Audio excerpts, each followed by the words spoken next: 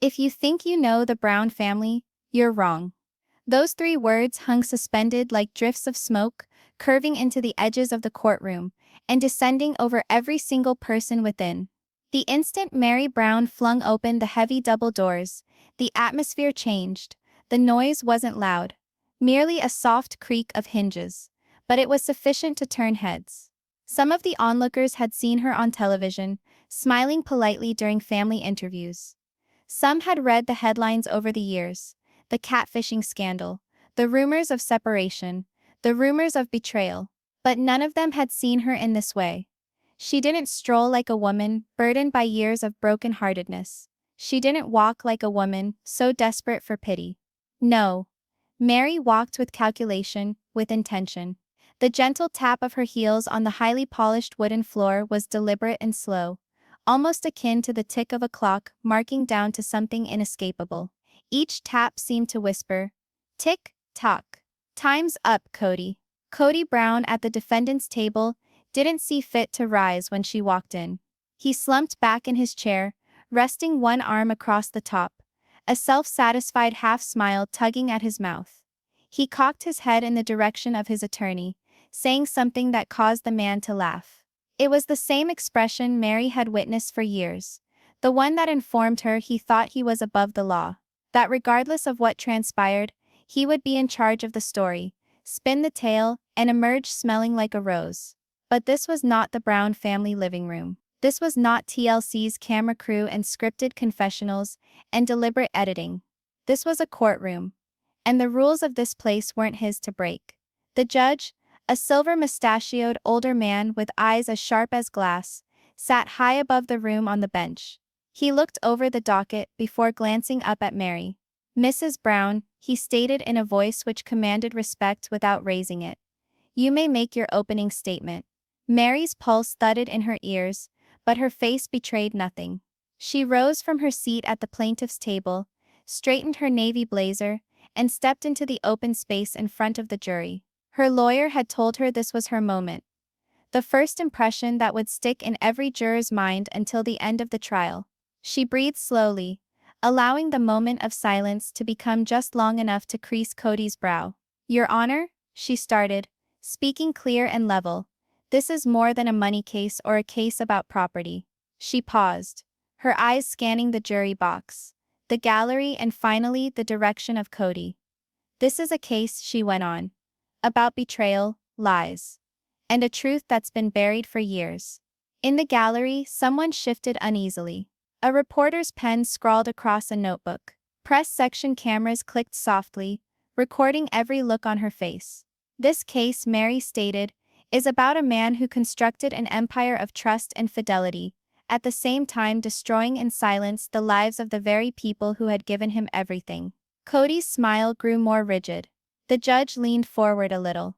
"Mrs. Brown, please go on." Meri moved toward the jury, her steps slow and deliberate. She never hurried. She wanted them to sense the gravity of her words. "For years," she explained, "I trusted my husband.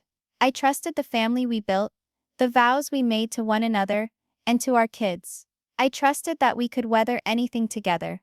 But trust," she hesitated, "is a delicate thing. And once it's broken, you can't ever piece it back together the same way." She looked in Kody's direction again. His eyes were on her now, not skeptical, not uninterested, but intent. "I am not here," she told him, "because of a childish fight or a miscommunication. I am here because the man sitting over there," she gestured briefly in his direction, "transcended a line no husband, no father, no human being with a conscience should ever traverse." The room's tension grew taut as a spring wound tight. "Throughout this trial," Meri continued, "you will observe documents, hear witnesses, and read messages that reveal a pattern. Not just errors, but decisions. Calculated decisions, made to take everything from me and ensure that I had no means of defending myself." She dipped into her bag and set one black notebook on the table next to her attorney. The thud it produced upon hitting the wood was minimal, but in the hush of the courtroom, it resounded. Kody's gaze from his seat darted toward it, then away to her. "You will hear of this notebook," she said to the jury. "You will hear what's in it.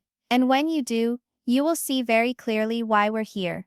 Her attorney barely nodded in agreement. This was the hook, the mystery that would plague every juror until the pages were finally turned. I don't think it's going to be easy, she conceded. The man I used to love is a good storyteller. He's smooth, he's convincing. He knows how to get people to believe what he wants them to believe. I was one of those people for years. But no longer. Her voice became firmer. Today is not so much about holding him responsible, it's about speaking the truth. My truth, and ensuring that nobody else has to endure what I endured. She stepped back from her table, laying a firm hand on the notebook as if to remind herself and Kody that the actual storm was just yet to come. And when it's all said and done, she told him. Her eyes locked onto his. The world will know exactly who you are. She sat down, her jaw clenched, her eyes unblinking. For the first time since the trial opened, Kody did not smile. He leaned forward close to his attorney, whispering frantically. The attorney jotted something down on a yellow legal pad, but the creases in his forehead grew deeper. The judge looked in the direction of the defense table. Mr. Brown, you may make your opening statement. But as Kody rose, Meri noticed the faint shake in his hand. And she knew, he was already questioning how much she had. And how much she would reveal. The game had begun officially. The courtroom seemed chilly now. Perhaps it was the air conditioning. Perhaps it was the dawning realization that the man on the defense bench wasn't the dashing father millions had watched on television. Kody tucked in his suit jacket, grinning at the jury as though they were old buddies. His signature move, the charming smile, the air of confidence, the same ploys that had served him well for years in the living rooms, at family gatherings, and in front of the TLC cameras. Meri had once been taken in by that smile. She understood how it was done. It wasn't charm, it was manipulation. It made folks want to believe him without even letting him say a word. Her attorney stood, smoothing his suit jacket. Ladies and gentlemen, he started, walking slowly before the jury. You've heard my client's opening statement. Now let me tell you about the man opposite her. Kody's head cocked, his smile fixed. More than 2 decades, the attorney went on. Kody Brown played the part of the perfect husband. He conveyed love, stability, and oneness. But the reality we will demonstrate to you, is that behind those closed doors, he was constructing something else altogether. The jurors leaned forward. He shut down my client, the attorney explained. He excluded her from important decisions. He manipulated family finances, moving assets without her consent. And when she confronted him, he portrayed her as crazy, jealous, even paranoid. Kody's smile skipped for a fleeting moment. The defense attorney jumped to his feet. Objection, Your Honor. Counsel is badgering my client's character without offering proof. The judge didn't blink. Overruled for the moment. But counselor, proceed to the evidence. The lawyer for the plaintiff nodded and moved to the evidence table. He took up a pile of documents stapled together tidily. These are bank statements, he explained, waving them in the air. Statements of a string of withdrawals and transfers from joint accounts to individual accounts. Accounts my client never had access to. Some of these transactions occurred while Mr. Brown was taping scenes playing the role of a loving, devoted husband. The documents were handed to the judge, then to the jury. Pages turned over. Eyes crinkled. Kody's attorney bent forward, speaking quietly to him, but Kody's eyes remained trained on Meri. She did not blink. Then came the typed emails, each one stamped with date and time, quotes familiar to Meri from their marriage. One stated, "We'll discuss this later, Meri. Not all is your business." Another written months later, "Quit asking questions. You don't need to know." The jury read them in silence. Then came the text messages. Shorter, sharper. The ones where Kody's patience had worn thin and his real tone slipped through. "You're making things harder than they need to be. This is my family, and I'll do what's best for them." Her lawyer let the words hang in the air. In the rear row, a pen scratched wildly across paper as a reporter worked. Another typed so fast her nails clicked over the keys. Good, not quite enough to kill him yet, but enough to make the jury have second thoughts. And all the while, Meri was sneaking looks at the little black notebook on her desk. It just sat there, nearly harmless. But to her, it was screaming in her head. Kody saw her looks. His eyes trailed after hers to the notebook. then back up. He smirked.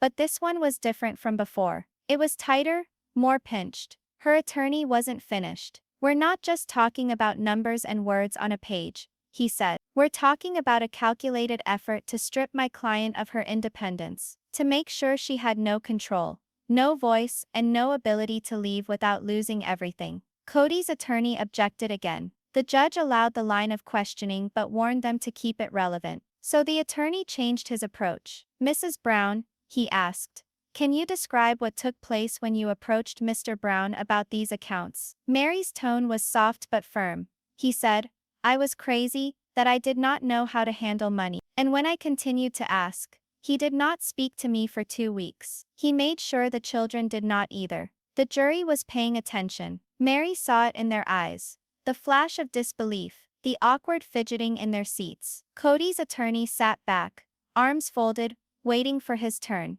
When it arrived, he stood up and proceeded to the middle of the room. "Ladies and gentlemen," he said in a smooth tone, "let's be explicit. This is a divorce conflict, draped as a court case. My client is a good father and husband. He has created a family against all odds. And now, my client's estranged wife, resentful of the breakup of their relationship, is here to taint his reputation." He turned toward the jury with a sympathetic expression. "We've all seen relationships fall apart. It's sad, but bitterness should not be confused with truth." Then he looked at Mary. "And no diary, no notebook, no private thoughts can replace cold hard facts." The words were meant to sting, and they did, but Mary kept her face neutral, because she knew something he didn't. The cold hard facts he was kidding about were sitting less than 2 feet from her. And the moment she opened that notebook, everything would be different. The second week of the trial had started, and the courtroom was already abuzz before the judge even entered. Reporters had shown up earlier than usual,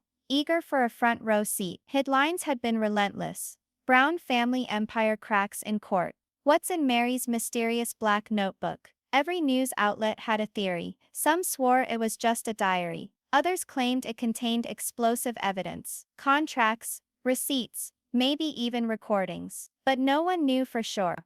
When order was called by the bailiff, all the murmurs ceased. The judge arrived, grim as usual, and the clerk rang in the day's agenda. "Kody Brown, come forward." Kody rose, smoothing out his tie like a fellow who was going to charm his way through another interview. He approached the witness stand with assurance, one hand up in readiness to take the oath, the other hanging loose at his side. "Do you promise to tell the truth, the whole truth, and nothing but the truth?" "I do," Kody said, his tone even and gentle. His attorney came forward first for the direct examination, and it went just as Mary had anticipated. Gentle questions, simple answers. "Mr. Brown, would you characterize your relationship with Mrs. Brown?" "It was complicated," Kody explained with a sigh, flashing a look at the jury. "But I always attempted to keep the family intact. Always." "And what about these financial choices? Were they made in good faith?" "Of course. All of my choices were for the good of the family." It was smooth, smoothing, rehearsed. He even addressed the jury when talking, nodding slightly as if they were long-time acquaintances who'd get it. But then, it was Mary's lawyer's turn. He rose slowly, like a man who had all the time in the world. "Mr. Brown," he began, "you've testified that all your actions were in good faith, correct?" "Yes. And you've also stated that Mrs. Brown was aware of the family's financial situation." "Yes," Kody said firmly. "She knew everything that mattered." The lawyer paced a little, hands clasped behind his back. "Everything that mattered to you, perhaps. But what about April 14th, 2017? Kody blinked. "I don't know what you're referring to." The lawyer picked up a paper from his table and handed it to the clerk. "Let's refresh your memory." The document was passed to Kody. "That," the attorney explained, "is a transfer of property. One wherein a residence which you and Mrs. Brown owned in common was transferred to another party, without her signature." There was a buzz of comment through the courtroom. The judge rapped his gavel, once for quiet. Kody cleared his throat. "That was a normal procedure. It was for tax reasons." "For tax purposes," the lawyer said, his tone level. "And you didn't inform your wife?" Kody paused. "She wasn't required to be privy to every detail." The lawyer let the pause hang. Every detail, such as moving ownership of a six-figure asset. Another hum. Kody fidgeted in his chair. The lawyer edged closer. Mr. Brown, have you ever relocated assets into accounts your wife had no access to? Kody's jaw clenched. I've transferred funds to cover costs. Yes. Did Mrs. Brown agree to those transfers? They were for the family. Kody snapped. That wasn't what I was asking. Kody shot his attorney a look. His lawyer subtly shook his head.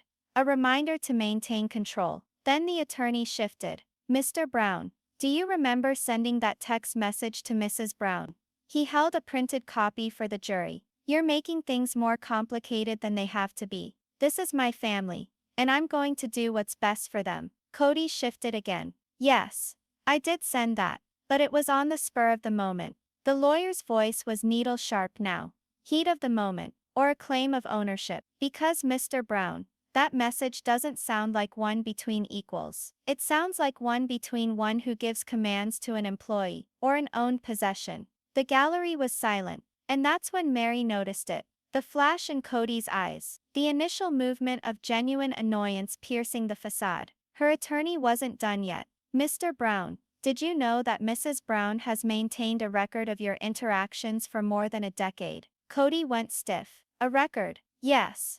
The attorney replied, pointing to Meri's black notebook on the table. Each email, each text, each time you transferred money, signed a contract, or issued a threat, it's all chronicled. Kody's gaze followed the notebook. For a moment he appeared to be amused. But Meri noticed how his fingers tightened around the edge of the witness stand just that fraction of an inch too hard. Your Honor, the defense attorney interrupted. This alleged record is merely a personal journal. It's subjective, unverified, and not admissible. Meri's attorney did not blink. Your Honor, we will demonstrate that what is within is not merely personal thoughts. It has signed contracts, duplicates of bank transactions, and letters confirmed through other means. The judge eyed them. Then I suggest you demonstrate it, Counselor. Meri sat quietly, her hand perched lightly on the notebook. She didn't open it, not yet, because she knew, the longer they delayed, the more Kody would perspire. And when the moment arrived,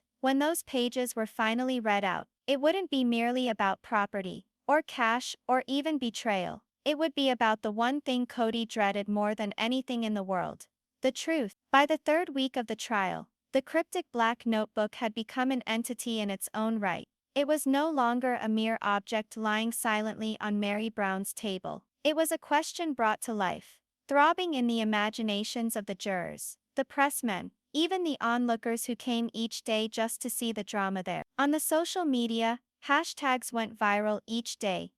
#Meri Notebook, #Brown Family, secrets, #what's inside. Some believed it was nothing but scribbles and tantrums. Others were certain it had enough evidence on it to not just ruin Kody in court, but to break the Brown family's entire public image once and for all. But the most intriguing part, Meri hadn't opened it. Not once. On day 14 of the trial, her lawyer decided it was time to let the notebook speak, but only enough to keep everyone teetering on the edge of their seats. The judge called for closing arguments to begin. Kody looked confident again, leaning back as if ready to watch Meri's team sputter out their last desperate points. Instead, her lawyer stood slowly, the black notebook in his hand. Your Honor, he started. Before we adjourn, there's one last piece of evidence we haven't yet covered in detail. The atmosphere changed. All of the heads in the gallery turned towards that notebook. Kody's smirk sharpened. Oh, here we go, he whispered to himself. The lawyer stepped toward the jury box, holding the notebook carefully, almost reverently. This, he said, is a decade of truth. 10 years worth of daily notes, contracts, letters, and photographs, all documenting the reality behind the image of the Brown family. Kody's attorney shot to his feet. Objection. We've been through this. It's hearsay. The attorney did not bat an eyelash. Your Honor, the contents of this notebook will be supported by independent witnesses, official bank records, and even communications from Mr. Brown himself. The judge's eyebrow shot up. And you're willing to offer proof of every statement? Yes, Your Honor, replied the attorney firmly. The objection was denied. The attorney addressed the jury once more. I'll read you a passage. The first page he opened to wasn't even a written paragraph. It was a photograph, printed and taped onto the paper. A property deed, the same one from April 14, 2017. But in the corner, there was something new. A signature. Not Kody's, not Meri's, someone else's. The lawyer didn't explain yet. He simply let the jury see it before sliding the page back into place. Then he read aloud from a September 2, 2019 page. Kody said to me today that I wouldn't make it on my own, that nobody would believe me if I spoke the truth. He laughed when I asked for accounts, said the money wasn't mine, never was. He glanced up at the jury. This is just one of dozens of entries where Mr. Brown threatens, some subtly, some overtly, to silence Mrs. Brown. The expressions on the jury were changing. Some scowled, some leaned forward, a few glanced at Kody. Kody was beginning to perspire, not heavily, but enough so that Meri caught the faint glint on his forehead. His jaw clenched, his eyes narrowed. "Your Honor," the defense attorney growled, "we object to the emotional tenor being employed here. This is intended to impress the jury, not to state facts." But the judge shook his head.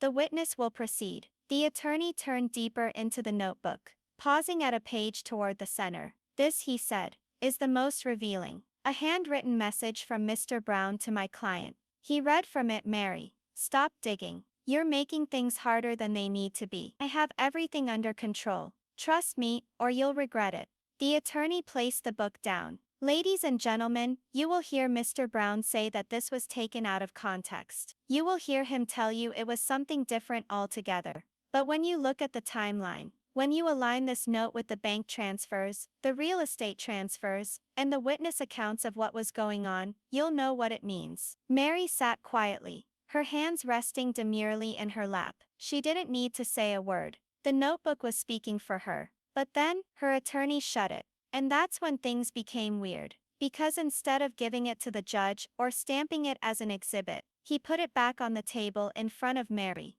"We're not done," he told Kody, staring straight at him. "There is one page in here we haven't talked about. One page that will alter the course of this trial completely. But before we show it to you," he glanced at the clock, "we'll have to take care of something first."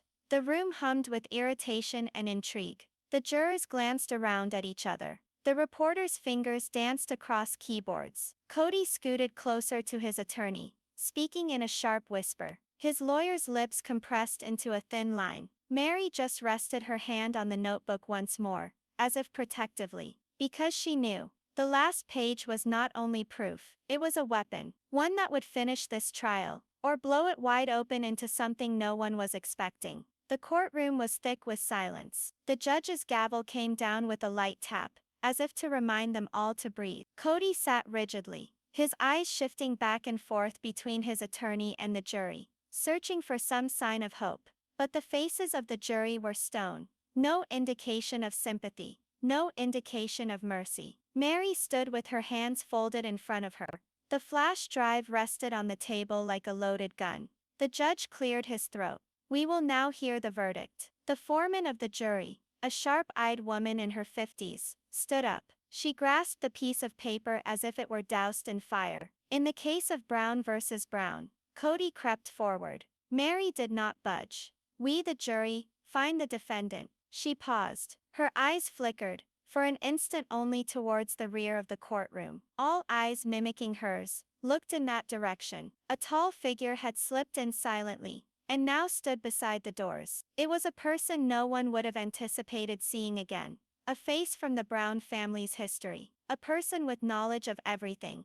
The foreman's voice stumbled. The judge scowled. Kody's eyes widened in shock. The figure took one deliberate step forward, and said only 4 words. "It's time they know." The judge pounded his gavel. "Order! Order in the court." But it was too late. The mayhem had already started. Gasps and whispers, the sudden ringing of phones being pulled out to tape the moment. The trial wasn't done. Not even close. The truth was larger than everyone had envisioned. Meri shifted her face slightly, the barest hint of a smile playing across her lips. This was precisely what she had been counting on. Fade to black.